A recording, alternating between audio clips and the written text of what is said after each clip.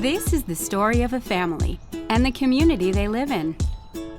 Meet Jack, Deborah, and little Max. And let's not forget Toby. This is where they live, where they work, where they go to school, and where they play. But no matter where they are during the day, if they're outside, they have a constant companion that follows them around everywhere. No, not Toby. He's over that habit now. I'm talking about the sun. So what's the problem with that, you ask? For most people, a sunny day is one of life's simple pleasures. But like any good thing, too much sun can cause problems. For example, unprotected exposure to the sun for any amount of time damages skin cells. That damage builds over time and can lead to skin cancer, the most common form of cancer in Canada. Rates continue to climb despite the fact that it's one of the most preventable forms of cancer. But add some shade, and ironically, the outlook is much brighter because shade changes everything. It helps block out the sun's harmful rays, and this helps increase people's enjoyment of the outdoors. Shade also helps lower the overall ambient temperature of where we gather to play, learn, and walk. This helps create a cooler, more comfortable environment. That encourages more time spent outdoors, leading to greater physical activity and better overall health. Shade can also reduce the load requirements on air conditioning systems, helping homes and businesses lower their energy costs.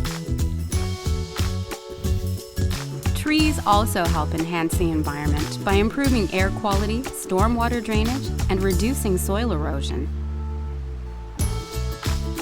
Problem is, we don't often consider shade as part of our infrastructure when we're planning or expanding our communities and public spaces.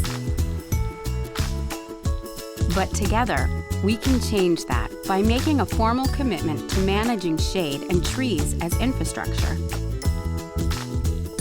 This means planning and incorporating shade into design, whether you're working on a new site or retrofitting an old one. A shade audit needs to be conducted to see if protection from the sun is located where and when it's most needed. Priority should be given to areas where people gather or move through, such as seating and spectator areas, streetscapes, trails, playgrounds, and parks. It also means planning for shadow casting by placing shade structures or trees to the south and southwest of the area to be shaded. This provides the best coverage between 11 a.m. and 3 p.m. That's when the sun's rays are at their strongest. You also need to consider shade density. The type of tree or structure will determine how much of the sun's rays are blocked. And there's more than one way to create shade. It can be from trees or in the form of built, temporary, or natural shade, or a combination of these. You also need to consider the types of surface materials you use when developing areas. Hard, smooth surfaces such as glass, concrete, and metals reflect more of the sun's rays than soft or coarse materials like grass, mulch, or brick paving. Finally, it's not enough to create shade for now. You need to make a long-term shade plan.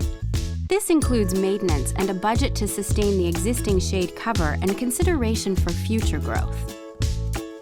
For example, here's what a local park could look like if shade was planned for and considered as part of infrastructure. So let's work together to make shade happen, because we all have a role to play in creating a healthier, happier, and safer community. Check out the Shade Work Group of Waterloo Region's website for more information and resources to help you plan, build, and maintain shade where you live, work, and play. It'll help you make a big difference in your community today and in the future, just like it's doing for Jack, Deborah, and Max, and Toby too.